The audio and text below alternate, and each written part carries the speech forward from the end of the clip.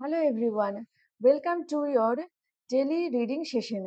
আজকে আমরা একটা স্টোরি পড়ব, the world under water. The world under water এই স্টোরিটা পড়ব। এখানে আমরা বুঝতে পারছি যে জলের তলের জগৎ বা পৃথিবী, অর্থাৎ সেখানে আমরা কাদের পাবো? ফিশ। তাহলে আজকে আমরা পড়তে চলেছি তিনটে মাছের গল্প। চলো, let's start today's reading session. The three fishes. কি রয়েছে দেখো, যেহেতু একটা গল্প তাই আবারও আজকে শুরু হচ্ছে once upon a time. Once upon a time three fishes lived in a lake. Lake মানে হচ্ছে হ্রদ। আর three fishes lived in a lake, তিনটে মাছ হ্রদে বাস করত। একবার বা কোনো এক সময় তিনটে মাছ হ্রদের জলে বাস করত।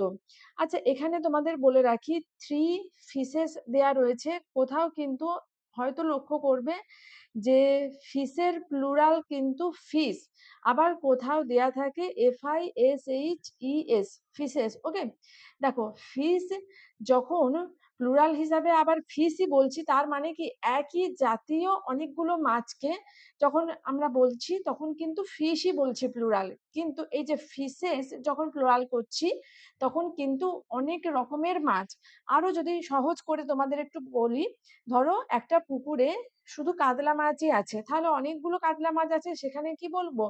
দেয়ার আর মেনি ফিশেস নয়, কিন্তু দেয়ার আর মেনি ফিশ, কারণ শুধু কাতলা মাছ অর্থাৎ এক টাইপেরই মাছ রয়েছে। কিন্তু ধরো সেখানে ভ্যারাইটিস টাইপের মাছ রয়েছে, বিভিন্ন রকমের রয়েছে, কাতলা, রুই, এরকম করে অনেক রকমের মাছ রয়েছে, সেক্ষেত্রে কিন্তু আমরা ফিশেস বলবো। তাহলে ফিশের প্লুরাল ফিশ হয়, আবার ফিশেসও হয়। যখন অনেকগুলো একই জাতীয় মাছকে বোঝানো হবে সেক্ষেত্রে ফিশ, আবার ভিন্ন ধরনের অনেকগুলো মাছকে আমরা কিন্তু প্লুরালে যখন বলছি ফিশেস বলছি। চলো, নেক্সট সেন্টেন্স রয়েছে, they were very close friends. তারা তিনজনে ছিল খুব কাছের বন্ধু। All three of them were very different from one another. কিন্তু প্রত্যেকেই ছিল একজন অন্যজনের থেকে সম্পূর্ণ আলাদা। দেখো, এখানে আমরা একটা কথা পেয়েছি, ওয়ান অ্যানাদার। ওয়ান অ্যানাদার মানে কি একজন অন্যজনের থেকে ছিল আলাদা। এখানে একটা জিনিস মনে রাখবে, এই যে ইচ আদার কোথাও কোথাও আমরা ব্যবহার করি আর কোথাও ব্যবহার করি ওয়ান অ্যানাদার। দেখো, ইচ আদার মানে যখন দুজনের মধ্যে বোঝানো হবে সেক্ষেত্রে আমরা ইচ আদার বলে থাকি। যেরকম যদি এখানে দুজন বন্ধুর কথা বলা হতো তাহলে তখন যদি বলতাম যে all two of them were very different from, সেক্ষেত্রে ইচ আদার বলতাম। কিন্তু এখানে দুইয়ের বেশি অর্থাৎ তিনজন বন্ধুকে বলা হচ্ছে, তাই এখানে আমরা ওয়ান অ্যানাদার ইউজ করেছি। তাহলে আমরা মনে রাখবো দুজনের জন্য ইচ আদার ইউজ করি আর দুইয়ের বেশি জনের জন্য ওয়ান অ্যানাদার ইউজ করি। নেক্সট সেন্টেন্স রয়েছে, the first one believed in fate. প্রথম জন, তিনটে মাছ, এবার প্রথম জন কি রকম ছিল না, প্রথম জন বিলিভড বিশ্বাস করতো ভাগ্যে।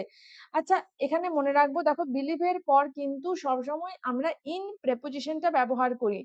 ঠিক আছে, বিলিভের সাথে কিন্তু ইন প্রেপোজিশন ব্যবহার করি। এটা কিন্তু মানে আমাদের স্কুলের এক্সাম হোক, কম্পিটিটিভ এক্সাম হোক, বিভিন্ন এক্সামে কিন্তু এই বিলিভ এটার সাথে কোন ফিক্সড প্রিপোজিশনটা ইউজ হবে এটা কিন্তু অনেকবার কোয়েশ্চেনে এসেছে। তো এটা আমরা মনে রাখবো, the first one believed in fate. I believe in God. Believe on God নয়, ভগবানের ওপরে বিশ্বাস করি। তো মনে হতে পারে সাধারণ সেন্সে যেহেতু ভগবানের ওপরে, আর আমাদের এটা আমরা অনেক সময় দেখেছি যে অন মানে ওপরে, তাহলে বিলিভ অন গড অনেক সময় কিন্তু আমরা ব্যবহার করি ভুল করে। কিন্তু বিলিভ এই ওয়ার্ডটার সাথে অলওয়েজ আমরা ফিক্সড প্রেপোজিশন ইনকেই ব্যবহার করব। He thought what had to happen would happen. সে ভেবেছিল what had to happen would happen, যেটা হওয়ার সেটাই হবে। সেহেতু মানে যে ভাগ্যে বিশ্বাস করে সে ভাবে যে আমি কিছুই করব না, যা হওয়ার যা কপালে আছে তাই তো হবে। তো এই যে ফার্স্ট ওয়ান অর্থাৎ প্রথমের যে মাছটা, সে ভাগ্যে বিশ্বাস করত। সে ভেবেছিল যে what had to happen would happen, যেটা হওয়ার সেটা হবে। এবার second one was intelligent. Second one ছিল খুব বুদ্ধিমান। ইন্টেলিজেন্ট মানে হচ্ছে ক্লেভার, যাকে আমরা কুইক উইটেডও বলতে পারি। কুইক উইটেড অর্থাৎ যার খুব তাৎক্ষণিক বুদ্ধিটা বেশি, যে খুব সহজেই সমস্যার সমাধানের পথ যে কোনো পরিস্থিতিতে বার করতে পারে। তাকে আমরা কি বলি? তাকে আমরা বলি ইন্টেলিজেন্ট। তাহলে the second one was intelligent. He thought he knew how to solve a problem with his intelligence. সে এইটা জানতো যে সে জানে যে কোনো সমস্যার সমাধান তার বুদ্ধি দিয়ে বা বিচক্ষণতা দিয়ে কিভাবে তৎক্ষণাৎ সেটাকে সমাধান করতে হবে সেটা সে জানতো। The third one was the wise one. আর যে তৃতীয় জন সে কেমন ছিল না সে ছিল ভীষণ ওয়াইজ অর্থাৎ সে ছিল বিচক্ষণ। আমরা সেটাকে বলতে পারি ওয়েল জাজড, ওয়েল জাজড। ওকে, মানে যার একটা গ্রেট জাজমেন্টের পাওয়ার রয়েছে তাকে আমরা কি বলি? তাকে আমরা বলি ওয়াইজ বা ওয়েল জাজড অর্থাৎ বিচক্ষণ ছিল। He thought long before taking any action. সে কোনো পদক্ষেপ নেওয়ার আগে বা কোনো কাজ করার আগে কিন্তু দীর্ঘক্ষণ ভাবতো। মানে কাজটা করে ভেবে তো লাভ নেই, কাজ করার আগে আমাদের ভাবা উচিত। তো যারা ওয়াইজ হয় তারা কিন্তু কোনো কাজ করার আগে ভালোভাবে ভাবনা চিন্তা করে। তো সেই রকম ছিল তৃতীয় মাছটা। One day the wise fish was playing in water. একদিন ওই যে তৃতীয় মাছ সে জলের মধ্যে খেলা করছিল। দেখো জলের মধ্যে খেলা করছিল তাই এখানে রয়েছে প্লেইং ইন ওয়াটার। তাহলে জলের মধ্যে যখন রয়েছে তো সেক্ষেত্রে দেখো আমরা ইন প্রেপোজিশন ব্যবহার করছি। কিন্তু যদি এরকম হয় ধরো কেউ রয়েছে মাটিতে বা ল্যান্ডে, তো ল্যান্ডের থেকে কেউ ওয়াটারে ঝাঁপ দিচ্ছে, তাহলে the boy jumped in the water নয়, the boy jumped into the water হবে। কেন বলো তো? কারণ দেখো যখনই স্টেট অর্থাৎ অবস্থাটা চেঞ্জ হয়ে গেল, কোথায় ছিল একটা মোশন আসছে না, ল্যান্ডে ছিল, ল্যান্ডের থেকে জলের মধ্যে ঝাঁপ দিল, তো সেক্ষেত্রে আমরা ইনটু ব্যবহার করি আর ইন ব্যবহার করি। দেখো জলের মধ্যেই কিন্তু মাছটা রয়েছে আর মাছ তো জলের মধ্যেই থাকে, তো জলের মধ্যে সে খেলা করছিল। তাহলে wise fish was playing in water. আচ্ছা ইন আর ইনটুর জন্য একটা বলি। ধরো the water is in the glass, জলটা রয়েছে গ্লাসের মধ্যে, কিন্তু ধরো একটা খালি গ্লাসে আমি জলটা নিয়ে ঢালছি, তখন আমি কি বলবো? I pour water into the glass.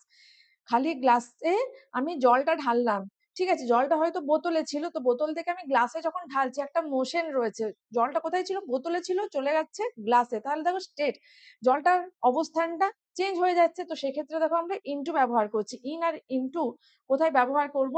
আশা করছি তোমাদের ক্লিয়ার হয়েছে। এই প্রেপোজিশনের জায়গাগুলো আমরা খেয়াল রাখবো, কারণ প্রেপোজিশন আমাদের একদম কি বলবো ক্লাস 5 থেকে শুরু করে ক্লাস 12 অব্দি তো এক্সামে আসে, মানে স্কুলের এক্সামে রয়েছে। তাছাড়াও আমাদের ইংলিশ লিখতে গিয়ে, বলতে গিয়ে, কম্পিটিটিভ এক্সাম সব জায়গাতে preposition plays a very very crucial role. তাই আমাদের কিন্তু প্রেপোজিশনটা মুখস্থ করতে গিয়েও সুবিধা হয়। তাই আমরা যখনই রিডিং করছি, যখনই আমাদের সামনে আমরা কিছু ইংলিশে লেখা দেখতে পাচ্ছি, প্রেপোজিশন গুলোকে আমরা কিন্তু খেয়াল করব, তাহলে কিন্তু আমাদের প্রেপোজিশনটা রেডি করতে যে হেডেকটা হয় সেটা কিন্তু হবে না। ওকে, চলো। He overheard one fisherman talking to another. সে শুনলো যে একজন জেলে অন্য একজনের সাথে কথা বলছে। তো হি ওভারহার্ড, ওভারহার্ড মানে কি? তারা নিজেদের মধ্যে কথা বলছিল, তো সেই কথাগুলো সে শুনলো, তো সেটাকে বলা হচ্ছে ওভারহার্ড। মানে আহ, ধরো কারোর কথা কেউ যদি চুপি চুপি শোনে বা কারোর কথা কারোর যদি চুপি চুপি কানে আসে সেটাকে বলা হচ্ছে ওভারহার্ড। নেক্সট দেখো, লুক অ্যাট দ্যাট ওয়ান, ওইটার দিকে তাকাও। হোয়াট এ বিগ ফিশ, কত বড় মাছ। This lake is full of big fishes, এই হ্রদটাতে পুরো মাছে ভর্তি, বড় বড় মাছে ভর্তি। Let us come tomorrow and catch them, আমরা আগামীকাল আসবো, চলো আগামীকাল আসবো, অ্যান্ড ক্যাচ দেম, এবং তাদেরকে ধরবো, অর্থাৎ বড় বড় মাছগুলোকে ধরবো। The wise fish hurriedly swam to his friends to tell the news. Wise fish অর্থাৎ যে তৃতীয় মাছটা সে হারিডলি মানে কি কুইকলি, সে কুইকলি সোয়াম অর্থাৎ সাঁতার কেটে গেল তার বন্ধুদের কাছে টু টেল দ্য নিউজ, এই খবরটা বলার জন্য। আচ্ছা দেখো এটা যেহেতু একটা স্টোরি তাই এখানে আমরা V2 পাস্ট ফর্ম পেয়েছি। প্রথম যে V1 সুইম মানে সাঁতার কাটা, SWAM সোয়াম এটা হচ্ছে পাস্ট টেন্স, এবং তার V3 SWUM সোয়াম, তাহলে সুইম সোয়াম সোয়াম। তাহলে ওয়াইজ ফিশ দ্রুত সাঁতার কেটে তার বাকি বন্ধুদের কাছে গেল। গিয়ে কি বললো, let's leave this lake before those fisherman come back.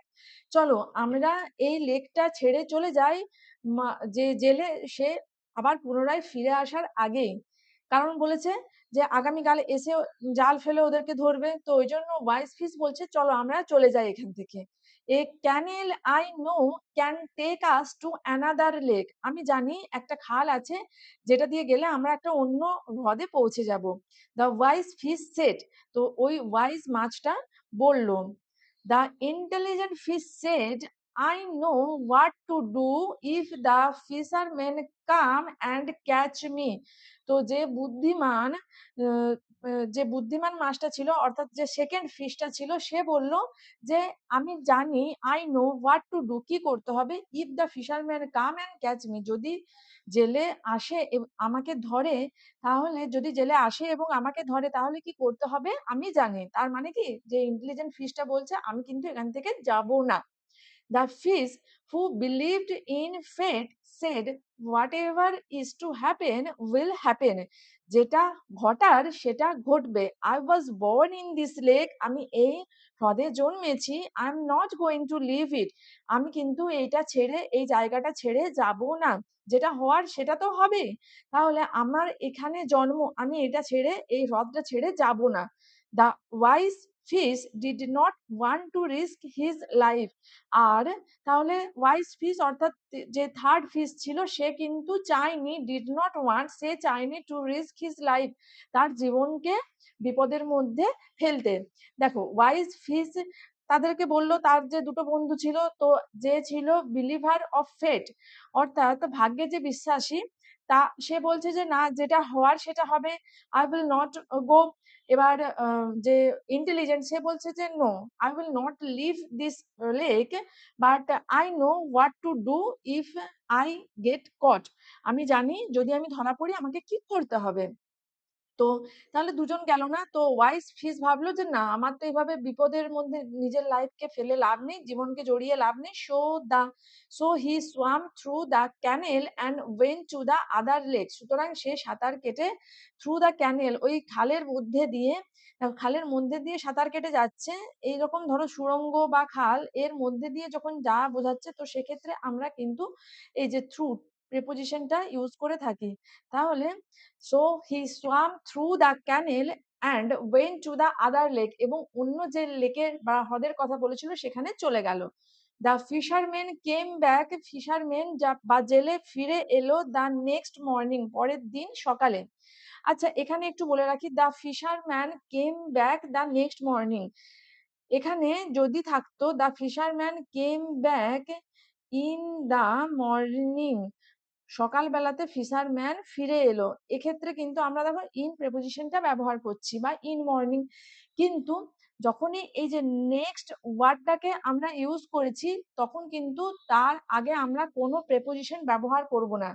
দেখো এখানে একটু বলে রাখি, the fisherman came back the next morning, fisherman কখন ফিরে এলো, পরের দিনকে সকালে। তাহলে এই যে দ্য নেক্সট মর্নিং, এটার পার্টস অফ স্পিচ কি বলতো, এটা হচ্ছে অ্যাডভার্ব অফ টাইম, কখন ফিরে এলো, তার পরের দিনকে সকালে। তাহলে যেহেতু এটা অ্যাডভার্ব, তাই অ্যাডভার্বের আগে বা অ্যাডভার্বের সাথে আমরা কোনো প্রেপোজিশন ব্যবহার করি না। যদি বলে দিই ইন দ্য নেক্সট মর্নিং, ওটা কিন্তু ভুল। অ্যাডভার্বের আগে আমরা প্রেপোজিশন ব্যবহার করি না। আমরা প্রেপোজিশন কোথায় ব্যবহার করি, প্রিপজিশন, প্রি মানে পূর্বে, আর পজিশন মানে হচ্ছে অবস্থান। কার পূর্বে অবস্থান করে বলতো, হয় সেটা নাউন হবে, না হলে সেটা প্রোনাউন হবে। প্রেপোজিশন শুধুমাত্র নাউন বা প্রোনাউনের পূর্বে অবস্থান করে, কখনোই কিন্তু আদার যে পার্টস অফ স্পিচ গুলো রয়েছে, অ্যাডভার্ব, অ্যাডজেক্টিভ, এগুলোর সাথে কিন্তু কখনো কোনো প্রেপোজিশন ইউজ হয় না। তাই এখানে the fisherman came back the next morning, আমরা মনে রাখবো the next morning, tomorrow morning, এইরকম যখন আমরা ফ্রেজ গুলো পাবো, তার সাথে কিন্তু কোনো প্রেপোজিশন আমরা ইউজ করব না, বিকজ এখানে এগুলো কিন্তু adverb. Okay, adverb of time, কখন ফিশারম্যান ফিরে এলো, সকালবেলা, পরের দিন সকালে। তাহলে কখন ফিরে এলো, দেখো এই যে ভার্বটাকে কোয়ালিফাই করছে, তাহলে ভার্বকে কে কোয়ালিফাই করে, ভার্বকে কোয়ালিফাই করে অ্যাডভার্ব। এগুলো আমরা সব কিন্তু পার্টস অফ স্পিচের ক্লাসে পেয়েছি। তো the fisherman came back the next morning, next they cast their net, তাহলে ফিশারম্যান ২ জন ফিশারম্যান ছিল। ফিশারম্যান দেখো এটা সিঙ্গুলার আর এখানে ফিশারমেন বলা হয়েছে। অর্থাৎ ওই যে একজন অন্যজনের সাথে কথা বলছিল না? তাহলে ২ জন ফিশারম্যান। তাই ২ জন ফিশারম্যান এখানে তাই plural men, man MAN man এটার প্লুরাল হচ্ছে মেন। তাহলে ফিশারম্যান একজন জেলে আর ২ জন জেলে মানে হচ্ছে ফিশারমেন বলবো। তাই এখানে দেখো ফিশারমেন বলা হয়েছে। এবার তারা কি করলো? তাদের জাল ফেললো। দে কাস্ট দেয়ার নেট তাদের জাল ছড়িয়ে দিল। The two friends who stayed back were caught ২ জন বন্ধু যারা রয়ে গেছিল ওয়্যার কট তারা ধরা পড়লো। There were many other fishes in the net আরো অন্যান্য অনেক মাছও কিন্তু জালে ধরা পড়লো। The intelligent fish thought of a way to escape আর যে বুদ্ধিমান মাছ সে এসকেপ বা পলায়নের জন্য পথ একটা ভাবতে লাগলো।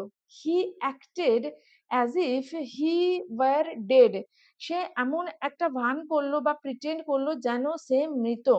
The fisherman threw him back into the lake আর জেলে কি করলো?